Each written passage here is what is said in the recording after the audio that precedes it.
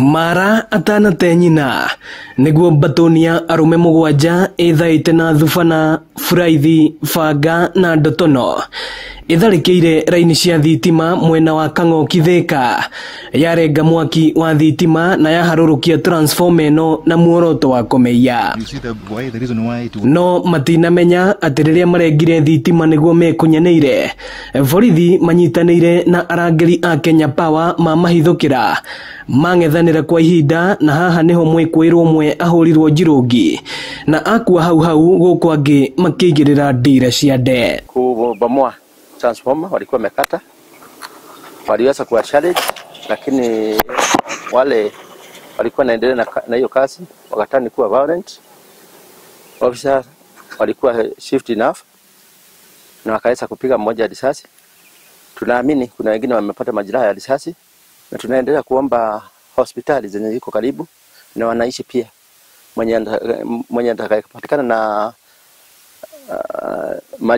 majeraha ya risasi watuweze kutupasha na ndio tupate kuchukua hatua. Kambuni ya gũtambia hinya wa thitima Kenya Power ikiuga kwa ihinda rĩa mĩeri 6 mĩhetũku transformer 25 nĩ ciyĩtwo kaunti-inĩ ya Kiambu na gũcũngĩrĩria kambuni ĩno gũthiĩ hathara ya ciringi milioni 25. For the last 6 months or so, we have lost over 25 transformers within Kiambu County alone. And this, when you look at that, is a very major loss. And I can say that today it was a good day for our officers and our teams that have been out. And we've been working very closely with the NPS. Kenya makiurio kuhuraga riboti hindi ĩrĩa mekũĩra ũici wa thitima matũra-inĩ. Because this is not a war that can be won by one person.